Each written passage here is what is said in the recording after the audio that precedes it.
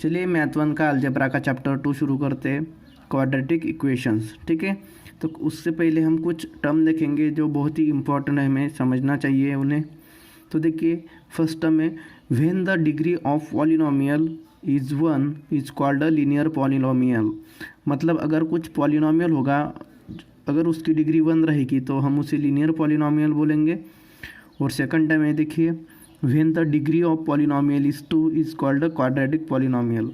अगर कोई पॉलिनोमियल रहेगा, अगर उसकी डिग्री 2 रहेगी तो हम उसे क्वाड्रेटिक पॉलिनोमियल बोलेंगे। ठीक है, तो पहले देखते हैं कि हम पॉलिनोमियल क्या होते हैं। तो सिंपली हमें समझना है कि पॉलिनोमियल मतलब कुछ मैथमेटिकल टर्म रहेंगी। ठीक है, कुछ कांस्टेंट भी हो सकते हैं या वेरिएबल भी हो सकते हैं, कुछ भी डिग्री हो सकती है उनकी। तो अगर उसकी सिंपली मैथमेटिकल टर्म की एडिशन या सब्ट्रैक्शन रहेगी तो हम उसे पॉलिनोमियल्स बोलते हैं। ठीक है, तो यहाँ पे कुछ एग्जांपल दिए हुए हैं पॉलिनोमियल्स के। 5x + 9, x² + 3x - 5, 3x - 7, 3x² - 5x और 5x²। ये सब के सब क्या है, पॉलिनोमियल्स है। तो हमने देखा दो टाइप की पॉलिनोमियल। यहाँ पे अगर पॉलिनोमियल की डिग्री 1 रहेगी तो हम उसे लीनियर पॉलिनोमियल बोलेंगे, और अगर पॉलिनोमियल की डिग्री 2 रहेगी तो हम उसे क्वाड्रेटिक पॉलिनोमियल बोलेंगे। ठीक है, तो ये जो सारे एग्जांपल दिए हुए हैं इसमें से क्वाड्रेटिक पॉलिनोमियल्स कौन से और लीनियर पॉलिनोमियल्स कौन से हैं वो हम पहले फाइंड आउट करेंगे। तो चलिए देखते हैं, हमने जो डेफिनेशन दिखी है यहाँ पे फर्स्ट और सेकंड नंबर की, उसके अनुसार। तो देखिए फर्स्ट इक्वेशन मैंने यहाँ पे लिख दिया है लीनियर पॉलिनोमियल्स, और इसके नीचे लिखूँगा क्वाड्रेटिक पॉलिनोमियल्स। अभी देखिए 5x + 9, इसमें जो वेरिएबल है x, इसकी पावर 1 है। तो हमें पता है कि अगर पावर 1 रहेगी तो हम उसे लीनियर पॉलिनोमियल लिखेंगे। तो लीनियर पॉलिनोमियल हो गया ये। सो मैंने यहाँ पे लिख दिया 5x + 9। सेकंड टर्म देखिए x² + 3x - 5। ठीक है, यहाँ पे जो वेरिएबल है उसकी पावर 2 है। अगर वेरिएबल की पावर 2 है तो हम उसे क्या बोलेंगे, क्वाड्रेटिक पॉलिनोमियल्स। ठीक है, तो मैंने यहाँ पे लिख दिया उसे। फिर थर्ड टर्म है 3x - 7, यहाँ पे x की पावर जो है वो 1 है। ठीक है, तो मैंने लीनियर पॉलिनोमियल में लिख दिया इसे। फिर नेक्स्ट देखिए 3x² - 5x, ये जो है यहाँ पे x की पावर 2 है और 1 भी है, तो मैक्सिमम पावर 2 है, इसलिए इसे क्वाड्रेटिक इक्वेशन में, क्वाड्रेटिक पॉलिनोमियल्स में मैंने लिख दिया। और लास्ट टर्म में सिंगल टर्म है 5x², यहाँ पे भी x की पावर 2 है, तो इसे भी हम क्वाड्रेटिक पॉलिनोमियल्स में लिख देंगे। ठीक है, तो मुझे लगता है कि आपको समझ में आ रहा होगा कि लीनियर पॉलिनोमियल क्या होते हैं और क्वाड्रेटिक पॉलिनोमियल्स क्या होते हैं। ठीक है, तो अगला टॉपिक देखते हैं, बहुत इंपॉर्टेंट है, हमें समझना चाहिए उसे। ठीक है, तो ध्यान से देखिए, पूरा वीडियो देखते रहिए ताकि आपको ये चैप्टर अच्छे से समझ में आ जाए। देखिए अगला टॉपिक है standard form of quadratic equations. Standard form क्या होता है, उससे पहले उसकी डेफिनेशन देखते हैं। The equations involving one variable and having 2 as the maximum index. मतलब जो इक्वेशन रहेगा उसमें अगर वेरिएबल की पावर 1 रहेगी, और जो इक्वेशन रहेगा उसमें वेरिएबल 1 रहेगा और पावर अगर उसकी 2 रहेगी तो हम उसे क्वाड्रेटिक इक्वेशन बोलेंगे। वेरिएबल की पावर 2 होनी चाहिए और क्या होना चाहिए, वेरिएबल 1 होना चाहिए। ठीक है, वेरिएबल 1 होना चाहिए, पावर 2 होनी चाहिए, उसे हम क्वाड्रेटिक इक्वेशन बोलेंगे। तो जनरल फॉर्म क्या है, ax² + bx + c = 0। a b c ये जो टर्म है वो कांस्टेंट है, कुछ भी हो सकती है, 1 2 3 4 माइनस प्लस, और x यहाँ पे भी x, जो x है यहाँ पे वेरिएबल है। तो देखिए पूरी इक्वेशन में 1 x ही है, दोनों जगह पे x है, मतलब वेरिएबल यहाँ पे x है, सिंगल वेरिएबल है, एक ही वेरिएबल है, और पावर 2 है, मतलब ये क्या हो गया, क्वाड्रेटिक इक्वेशन हमारे डेफिनेशन के अनुसार। तो हमेशा ये जनरल फॉर्म यही रहेगा, ax² + bx + c = 0। तो जब भी इक्वेशन हमारे इस फॉर्म में आएगा तो उसे हम क्वाड्रेटिक इक्वेशन बोलेंगे। ओके, तो अगला टॉपिक देखते हैं। अभी देखते हैं roots of a quadratic equation. Root of a quadratic equation मतलब क्या, कि जो क्वाड्रेटिक इक्वेशन है तो उसके रूट्स क्या होंगे, उसका सॉल्यूशन क्या होगा। ठीक है, हम सॉल्यूशन भी बोल सकते हैं या रूट्स भी बोल सकते हैं। ठीक है, तो बिना डेफिनेशन बताए आपको मैं डायरेक्ट एग्जांपल के थ्रू बताता हूँ ताकि आपको कन्फ्यूजन ना हो। अगर डेफिनेशन बताए तो आप कुछ कन्फ्यूज हो सकते हैं। ठीक है, तो डायरेक्ट एग्जांपल लेता हूँ ताकि आपको डायरेक्ट अच्छे से समझ में आ जाए। तो देखिए यहाँ पे मैंने क्वाड्रेटिक इक्वेशन लिया है x² + 5x - 6 = 0। ठीक है।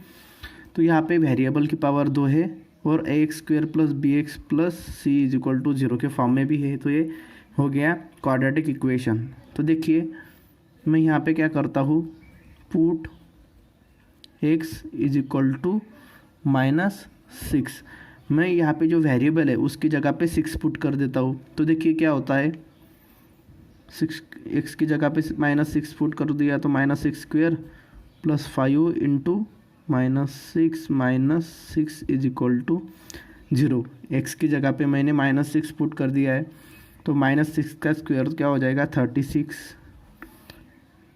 5 6 जा 30, लेकिन माइनस है, -6 प्लस 5 -30 और ये -6 एज इट इज़ रहेगा इज इक्वल टू 0। अभी देखिए 36 -30 -6 -36 इज इक्वल टू 0। 36 - 36 बन जाएगा 0, मतलब जो वैल्यू आ गई उसकी, इसकी वैल्यू आ गई 0। ओके, तो अभी देखिए मैंने यहाँ पे जो x की वैल्यू पुट की -6, उसके लिए अगर मेरे इस क्वाड्रेटिक इक्वेशन की वैल्यू अगर 0 आ रही होगी तो मैं क्या बोलूँगा कि हमें जो क्वाड्रेटिक इक्वेशन दिया है तो उसका जो सॉल्यूशन है वो x इज इक्वल टू -6 है। So therefore solution of quadratic equation is x is equal to -6। Solution -6 आ गया, या हम इसे बोल सकते हैं कि roots of the given quadratic equation is -6, root भी बोल सकते हैं -6 भी। तो पता चल गया हमें कि रूट क्या होता है या सॉल्यूशन क्या होता है। रूट मतलब क्या कि जिस वेरिएबल की वैल्यू पे ये इक्वेशन 0 बनेगा उसे हम रूट्स बोलेंगे। और एक देखते हैं, अभी देखिए अभी जो हमें इक्वेशन दिया है उसमें मैं 2 पुट कर देता हूँ x की जगह पे, तो देखते हैं क्या होगा। पुट इस इक्वेशन नंबर 1 बोल देता हूँ मैं, put x is equal to 2 in equation 1। तो अभी देखिए 2 पुट करूँगा तो क्या बनेगा, इक्वेशन बनेगा 2² plus 5 into 2 -6 is equal to 0। 2² 4 plus 5 to the 10 -6 is equal to 0। 4 plus 10 14 -6 is equal to 0। 14 - 6 8 is equal to 0। तो ये इज इक्वल टू 0 हुआ क्या, नहीं, यहाँ पे 0 हुआ था, यहाँ पे नहीं हुआ। तो मैं क्या बोलूँगा, x इज इक्वल टू 2, अभी जो x की वैल्यू 2 पुट की है, is not solution of given quadratic equation, या बोलूँगा x is equal to 2 is not the root of the given quadratic equation. तो हमें समझ में आ गया होगा आपको कि रूट्स क्या होता है, ठीक है। रूट्स और सॉल्यूशन एक ही होता है, ठीक है। तो अभी हम एक्सरसाइज शुरू करते हैं। प्रैक्टिस सेट 2.1 का फर्स्ट क्वेश्चन देखते हैं। Right any 2 quadratic equations. हमें पता है क्वाड्रेटिक इक्वेशंस क्या होता है, एक बार फिर देख लेते हैं। देखिए अगर जनरल फॉर्म हमारा क्वाड्रेटिक इक्वेशन का है ax² plus bx plus c is equal to 0, ठीक है। वेरिएबल एक ही होना चाहिए और पावर 2 होनी चाहिए वेरिएबल की, तो उसे हम क्वाड्रेटिक इक्वेशन बोलते हैं। तो कोई भी 2 इक्वेशन लिखने हैं हमें, तो मैं लिख देता हूँ first equation 3x² plus 5x plus 9 is equal to 0, और दूसरा लिख देता हूँ कोई भी y के टर्म में लिख देता हूँ 5y² plus 3y plus 4 is equal to 0। देखिए ax² plus bx plus c is equal to 0, और ये फॉर्म में ay² plus by plus c is equal to 0 के फॉर्म में, ठीक है। वेरिएबल कोई भी हो सकता है a से लेकर z तक, ठीक है, लेकिन फॉर्म वही होना चाहिए। पहले स्क्वायर टर्म होनी चाहिए, फिर पावर 1 होनी चाहिए, और फिर पावर 0 मतलब वो टर्म नहीं रहेगी यहाँ पे, ठीक है, सिर्फ कांस्टेंट रहेगा। तो अगला इक्वेशन देखते, सेकेंड क्वेश्चन देखते, decide which of the following are quadratic equations.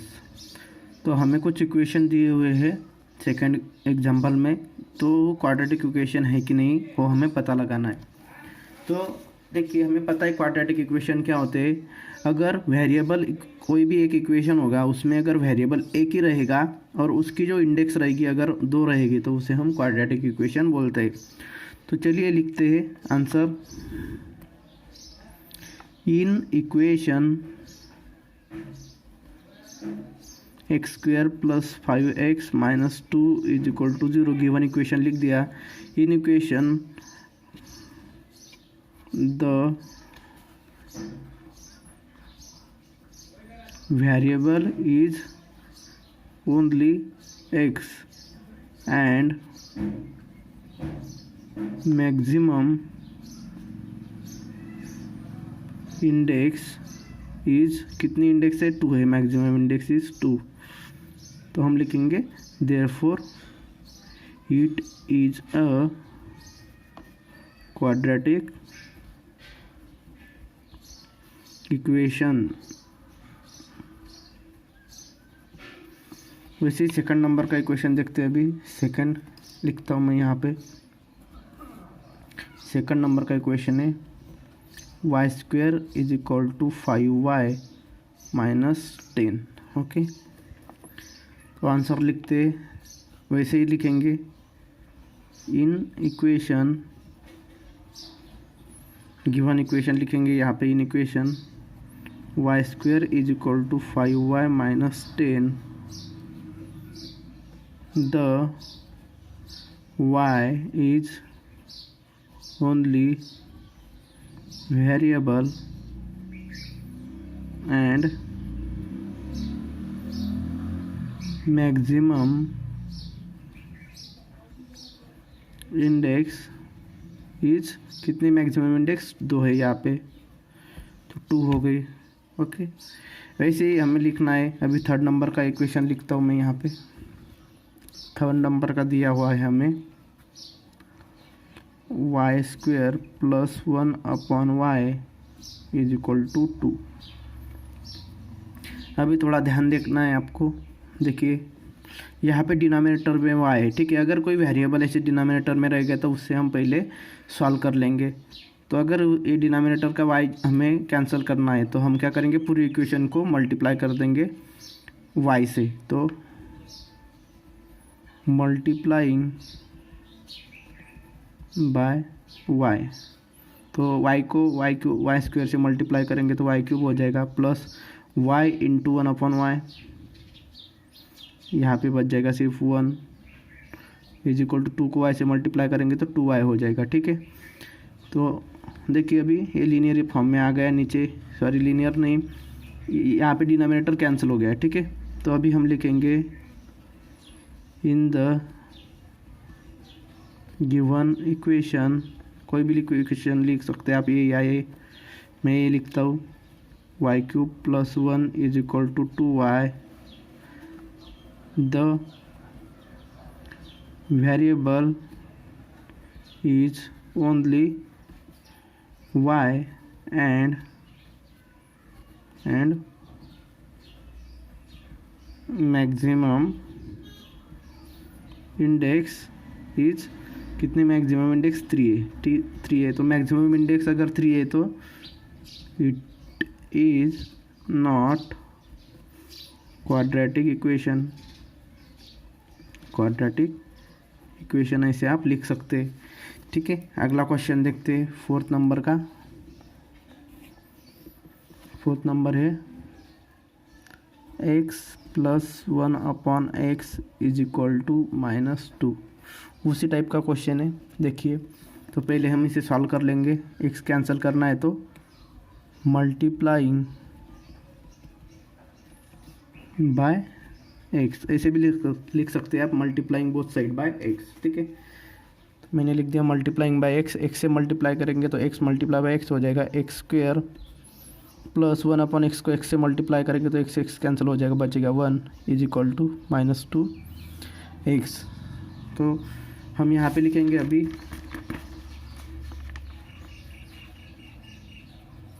In the equation देख लेता हूँ मैं यहाँ पे, x square plus 1 is equal to minus 2x, x square plus 1 is equal to minus 2x,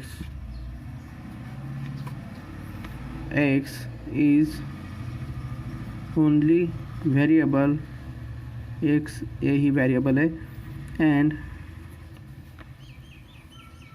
maximum index is 2, maximum index 2 है, maximum index 2 है, तो हम लिखेंगे इट इज़ क्वाड्रेटिक इक्वेशन। ठीक है, अगला क्वेश्चन देखते हैं अभी। अगला क्वेश्चन है 5th नंबर का। m+2 in second bracket m-5 is equal to 0। Okay, तो अभी देखिए यहाँ पे 2 ब्रैकेट है मल्टीप्लाई में, तो हम पहले उन ब्रैकेट को सॉल्व करते फिर डिसाइड करेंगे। तो हम m को पहले m से मल्टीप्लाई करेंगे तो ये बन जाएगा m², फिर m से -5 को मल्टीप्लाई करेंगे तो -5m, फिर 2 से m को मल्टीप्लाई करेंगे तो +2m, और +2 से -5 को मल्टीप्लाई करेंगे तो -10 और इज इक्वल टू 0। तो m² -5m + 2m बन जाएगा -3m -10 इज इक्वल टू 0। ठीक है, इसे हमने सॉल्व कर दिया। तो अभी लिखेंगे इन इक्वेशन, शॉर्टकट लिख देता हूँ मैं यहाँ पे, m² -3m -10 is equal to 0। m is only variable and maximum index is कितनी, मैक्सिमम इंडेक्स 2। देखिए यहाँ पे मैक्सिमम इंडेक्स 2 है, therefore it is quadratic equation. ये भी क्वाड्रेटिक इक्वेशन हो गया। अगला देखते हैं last 6th, m³ + 3m² -2 is equal to 3m³। ठीक है, तो देखिए यहाँ पे m³ भी दिख रहा है और यहाँ पे फिर से 3m³ दिख रहा है, तो हम दोनों की थोड़ी एडिशन सब्ट्रैक्शन कर लेंगे। तो देखिए पहले गिवन लिख देते हैं m³ + 3m² -2 is equal to 3m³। मैं इस m³ को इस तरफ लेके आता हूँ तो ये बन जाएगा 3m² -2 यहाँ पे रहेगा और 3m³, और इसको यहाँ पे लेके आऊँगा तो -m³ बन जाएगा। तो 3m² -2 is equal to 3m³ -m³ 2m³। ठीक है, ये सॉल्व हो गया। चाहे तो अब इसे इस तरफ भी ला सकते हैं, मैं इसे रहने दूँगा। सो हम लिखेंगे in given equation 3m² -2 is equal to 2m³, m is only variable and maximum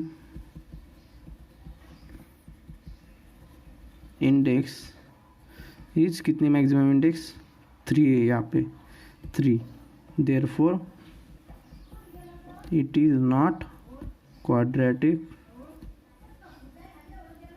equation.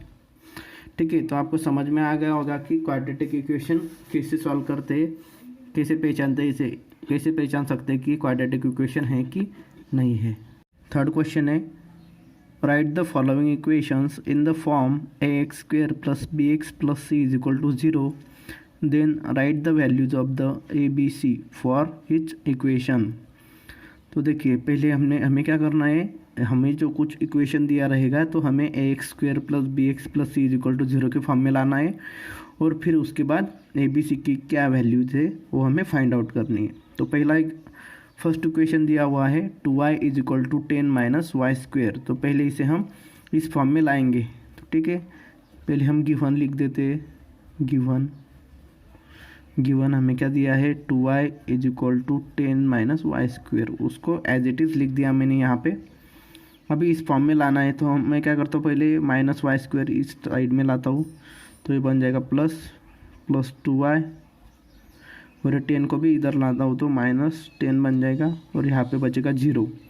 ठीक है, तो इक्वेशन आ गया ax² + by + c is equal to 0 के फॉर्म में। तो मैं यहाँ पे लिखूँगा therefore it is in the form a x square plus b x plus c is equal to 0, ठीक है, 0। Therefore here a is equal to, a मतलब जो स्क्वायर टर्म है उसका कोएफिशिएंट यहाँ पे 1 आएगा, कुछ नहीं है मतलब 1 है। वाई का कोएफिशिएंट सेकंड टर्म का, बी की वैल्यू आएगी 2 और सी की वैल्यू है -10, ठीक है। तो ऐसे हमें ए बी सी की वैल्यूज़ फाइंड आउट करनी थी, ठीक है। सेकंड एग्जांपल लिखता हूँ मैं यहाँ पे, सेकंड इक्वेशन। सेकंड इक्वेशन देखिए, सेकंड इक्वेशन है ब्रैकेट में 1x - 1 bracket square is equal to 2x + 3, ठीक है। अभी इसे सॉल्व करते हैं हम। फर्स्ट गिवन लिख देते हैं, गिवन क्या है, x - 1 bracket square is equal to 2x + 3। तो पहले इस ब्रैकेट को सॉल्व करेंगे। ये ब्रैकेट किस फॉर्म में है, a - b ब्रैकेट स्क्वेयर के फॉर्म में है, ठीक है। तो उसका एक्सपांशन क्या होता है, a square - 2ab + b square, ठीक है। तो ऐसे हम इसका एक्सपांशन करेंगे। तो इस फार्मूला का यूज़ करके देखिए एक्सपांशन क्या होगा। हमें पता है फार्मूला, ठीक है, हमने पढ़ा है, ठीक है। अगर नहीं पता होगा तो आप बाजू में लिख सकते हो और उसे याद रखना है हमेशा, इसे ब्रैकेट का एक्सपांशन करते टाइम में, ठीक है। यहाँ पे ब्रैकेट स्क्वेयर है, सॉरी, हाँ। तो ये ए स्क्वेयर मतलब एक्स स्क्वेयर -2ab मतलब -2 मल्टीप्लाई बाय ए की वैल्यू क्या है, मतलब फर्स्ट टर्म है एक्स और सेकंड टर्म है -1, ठीक है। हाँ, तो देखिए यहाँ पे एक्सपांशन क्या हो गया, x square -2x plus b square मतलब सेकंड टर्म का स्क्वेयर है, यहाँ पे सेकंड टर्म में 1 तो 1 का स्क्वेयर 1 हो जाएगा, इज इक्वल टू यहाँ पे 2x + 3। अभी इस सारे टर्म को लेफ्ट में लाऊंगा मैं, x square -2x + 1 -2x - 3 is equal to 0, दोनों माइनस हो गई और यहाँ पे बचेगा 0। यहाँ पे एक्स स्क्वेयर -2x -2x बन जाएगा -4x + 1 -3 बन जाएगा -2 इज इक्वल टू 0, ठीक है। तो अभी हम लिखेंगे therefore it is in the form ax square plus bx plus c is equal to 0। तो देखिए a की वैल्यू क्या आएगी, एक्स स्क्वेयर का कोएफिशिएंट क्या है, a की वैल्यू 1, b की वैल्यू क्या आएगी, जो x का कोएफिशिएंट है -4, और c इज इक्वल टू जो कांस्टेंट है -2, साइन के साथ लिखना है, ठीक है। हाँ, थर्ड एग्जांपल देखते हैं। थर्ड एग्जांपल है यहाँ पे x square plus 5x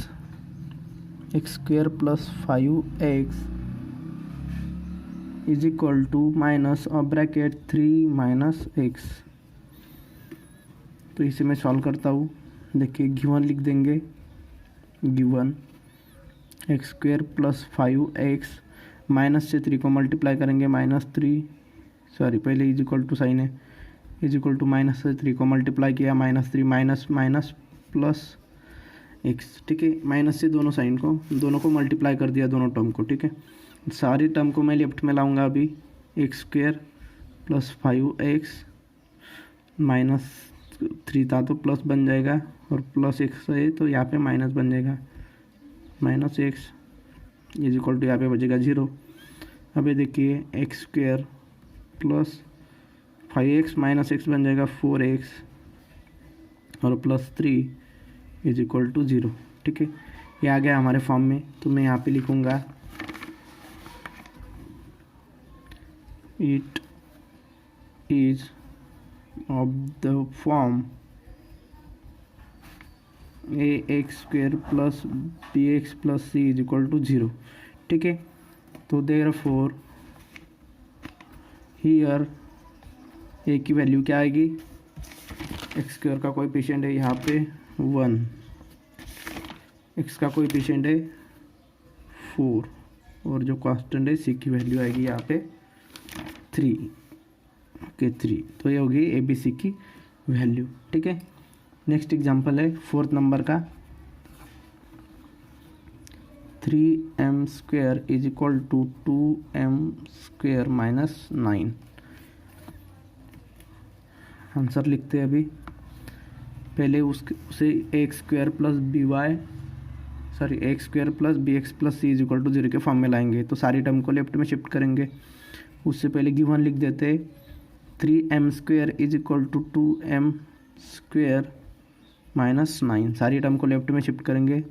3m² ये माइनस बन जाएगा 2m², और इसे यहाँ पे लाएंगे तो प्लस बन जाएगा, और यहाँ पे बचेगा 0। 3m² माइनस 2m² क्या बचेगा m² और प्लस 9 इज इक्वल टू 0। ठीक है, ये आ गया यहाँ पे। ठीक है, तो हम लिखेंगे it is of the form m² plus 9 is equal to 0। Sorry, यहाँ पे हम लिखेंगे ax² plus bx plus c is equal to 0। ठीक है, ये इस फॉर्म में आ गया।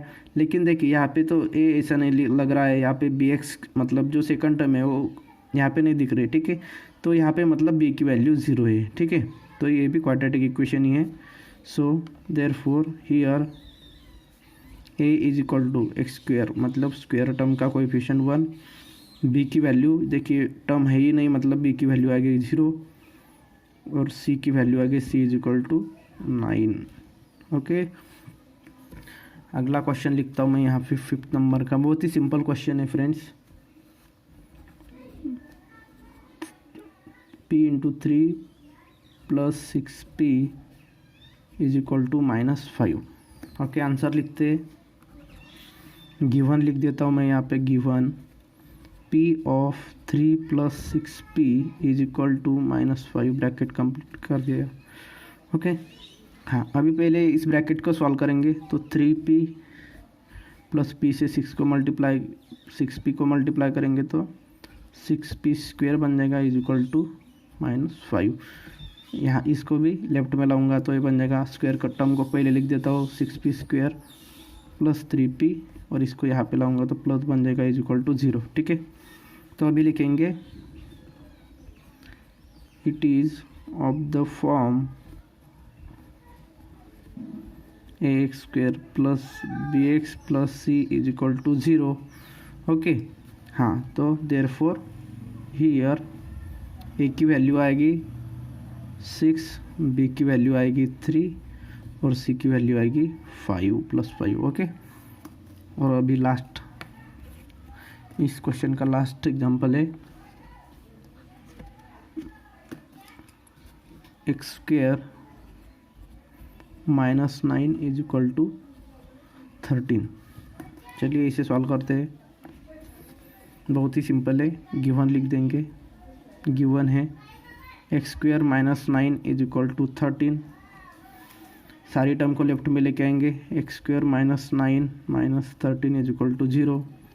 x² माइनस 9 माइनस 13 बन जाएगा माइनस, कितना बन जाएगा minus 13 minus 9 is equal to बन जाएगा माइनस 22 इज इक्वल टू 0। ठीक है, यहाँ पे बी एक्स की टर्म क्या नहीं है यहाँ पे। ठीक है, फिर भी लिखेंगे it is of the form ax² plus bx plus c is equal to 0। So therefore here a की वैल्यू आएगी 1, x² का कोएफिशिएंट, और b की वैल्यू क्या है नहीं है यहाँ पे, bx की टर्म तो 0 आएगी, और c is equal to minus 22। Okay, हाँ, तो अभी नेक्स्ट एग्जांपल देखते हैं हम। 4th नंबर का क्वेश्चन है determine whether the values given against each of the quadratic equation are the roots of the equation.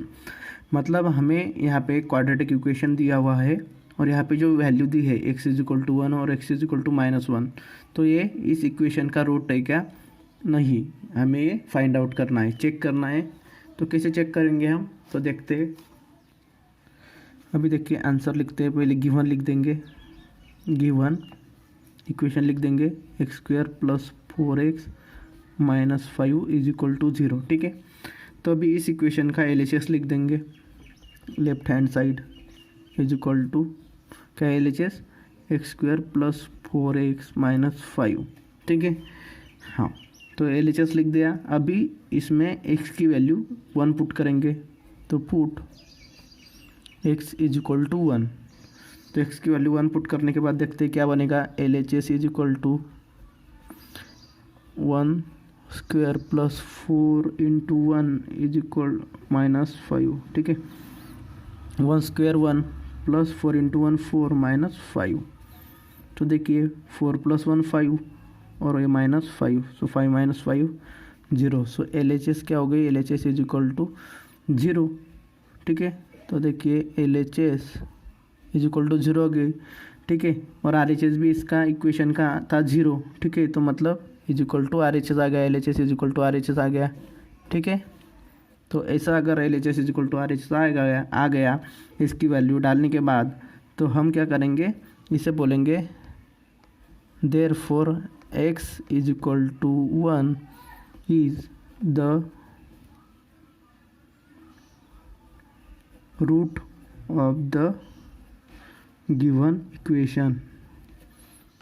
Equation. ठीक है, x इज इक्वल टू 1 ये रूट हो गया गिवन इक्वेशन का। ठीक है, अभी x इज इक्वल टू -1 के लिए देखते हैं ये है कि नहीं रूट। ठीक है, तो फिर से मैं LHS लिख देता हूँ यहाँ पे। LHS is equal to LHS लिख देता हूँ यहाँ पे है x² + 4x - 5। और अभी put x is equal to -1 second value put कर देता हूँ, चेक करता हूँ अभी। सो LHS बन जाएगा -1 स्क्वायर प्लस 4 इंटू -1 - 5। x की जगह पे -1 पुट कर दिया यहाँ मैंने, यहाँ पे -1 स्क्वायर 1, 4 इंटू -1 -4 और ये -5। देखिए -1 - 4 -5 -4 -5 -9।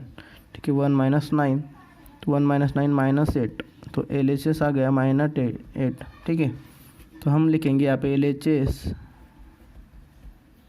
Is not is equal to RHS। इसकी वैल्यू 0 नहीं आई तो is not is equal to RHS। ठीक है, therefore x is equal to -1 जो वैल्यू पुट किए is not root of the given equation. ठीक है, अगर x की वैल्यू डालने के बाद अगर हमारा इक्वेशन 0 नहीं आता है तो हम इसे हमारा रूट नहीं समझेंगे हमारे गिवन इक्वेशन का। ठीक है, अगला एग्जांपल देखते हैं।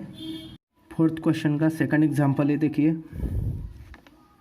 2m² - 5m is equal to 0 और m इज इक्वल टू 2 और 5/2। ठीक है, m की एक बार वैल्यू 2 है और एक बार 5/2 है। तो चेक करते रूट है कि नहीं।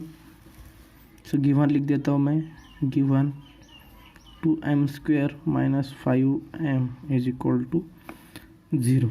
ओके, हाँ, तो अभी देखिए LHS लिख देता हूँ इसकी। LHS is equal to 2m² - 5m। LHS लिख दिया। अभी m is equal to 2 put करता हूँ, put m is equal to 2। So LHS बन जाएगा 2² - 5 इंटू 2। 2 स्क्वायर हो जाता है 4, 4 2 = 8, -5 2 = 10। सो 8 - 10 बन गया -2। So LHS is not is equal to RHS। Therefore हम लिखेंगे m is equal to 2 is not solution of a given quadratic equation. ठीक है, अभी 5/2 के लिए चेक करते तो LHS लिख। अभी देखिए पहले हमने m की वैल्यू 2 पुट की, अभी m की वैल्यू हम 5/2 पुट करेंगे। तो मैंने LHS लिख दिया फिर से यहाँ पे, और यहाँ पे पुट करेंगे m इज इक्वल टू 5/2। तो देखिए बनेगा LHS इज इक्वल टू बनेगा 2 × 5/2 ब्रैकेट स्क्वायर -5 × 5/2। ओके, सो 2 × 5 का स्क्वायर 25, 2 का स्क्वायर 4 बन जाएगा, -5 5 = 25/2, 2 1 = 2, 2 2 = 4। ठीक है, तो 25/2 - 25/2 तो क्या हो जाएगा, कैंसिल हो जाएगा। So is equal to 0। LHS बन गया हमारा 0। और 0 इज इक्वल टू क्या है, RHS है हमारा। So LHS is equal to RHS, therefore x is equal to 5/2 is the root of given quadratic equation. ऐसे लिख देना है आपको, ठीक है। हाँ, फिफ्थ क्वेश्चन है, find k if x is equal to 3 is the root of equation k x² minus 10x plus 3 is equal to 0। मतलब हमें बताया कि अगर x की वैल्यू मतलब x इज इक्वल टू 3 ये इस इक्वेशन का रूट है, तो हमें k की वैल्यू फाइंड आउट करनी है। मतलब हमें क्या करना पड़ेगा, ये x इज इक्वल टू 3 है इस इक्वेशन में पुट करना पड़ेगा, ठीक है। तो देखते हैं कैसे सॉल्व कर सकते हैं हम। तो गिवन लिख देंगे इक्वेशन पहले। गिवन क्या इक्वेशन है कि x² minus 10x plus 3 is equal to 0। Simply इसमें x की वैल्यू 3 पुट कर देंगे। Put x is equal to 3, ठीक है। इस इक्वेशन नंबर 1 दे देते चाहे तो। Put x is equal to 3 in equation 1। तो देखते क्या होता है, k into 3x² minus 10 into 3 plus 3 is equal to 0। तो 3 स्क्वेयर हो जाता है 9, 9 इंटू के 9 के हो जाएगा माइनस 10 3 जा 30 plus 3 is equal to 0। 9 k minus 30 plus 3 minus 27 is equal to 0। So 9k is equal to 27 को लेफ्ट राइट में शिफ्ट करूँगा तो ये प्लस 27 बन जाएगा। सो k के साथ 9 मल्टीप्लाई में इसे राइट में शिफ्ट करूँगा तो ये डिवाइड में आ जाएगा। सो k इज इक्वल टू 9 1 सा 9, 9 3 सा 27। तो k इज इक्वल टू 3/1 मतलब 3। सो k की वैल्यू आ गई 3, ठीक है। तो बहुत सिंपल क्वेश्चन था। तो इसे सॉल्व करना है अगर हमें कुछ ऐसा वेरिएबल के कोएफिशिएंट की वैल्यू अगर फाइंड आउट करनी होगी तो, ठीक है। लास्ट एग्जांपल देखते हैं। लास्ट क्वेश्चन देखते हैं। One of the following roots of equation 5m² plus 2m plus k is equal to 0 is -7/5। मतलब जो -7/5 है इस इक्वेशन का हमें रूट दिया हुआ है। Complete the activity to find the value of k। तो हमें k की वैल्यू फाइंड आउट करनी है, ठीक है। तो बहुत ही सिंपल क्वेश्चन है, जैसे हमने 5 नंबर का क्वेश्चन सॉल्व किया था वैसे ही है। तो देखिए dash is the root of the quadratic equation. क्या रूट है, -7/5। तो यहाँ पे -7/5 लिख दिया। So put m is equal to, m की वैल्यू क्या पुट करेंगे, फिर जो रूट रहेगा वही पुट करेंगे। सो -7/5 यहाँ पे भी आएगा in the equation. So m की जगह पे 5 पुट करेंगे तो 5 इंटू m² मतलब -7/5 स्क्वेयर है यहाँ पे प्लस 2 इंटू m की value -7/5 plus k is equal to 0। अभी देखिए 5 मल्टीप्लाई बाय -7/5 क्या होता है। सो 5 मल्टीप्लाई बाय -7 का स्क्वायर होता है 49 और 5 का स्क्वायर होता है 25। ओके, तो 5 1 जा 5, 5 5 जा 25। सो 49/5। सो यहाँ पे आएगा 49/5। और यहाँ पे देखिए -7 multiply by 2 -14। Okay, -14/5 plus k is equal to 0। So 49/5 plus -14/5 क्या होगा, देखिए यहाँ पे करके देखा था मैं आपको। प्लस ऑफ -14/5 प्लस माइनस तो माइनस बन जाएगा। सो 49 माइनस 14/5। सो 49 माइनस 14 कितना हो जाएगा, 49 माइनस 4 बन जाएगा 45। 45 में से 10 गए 35/5।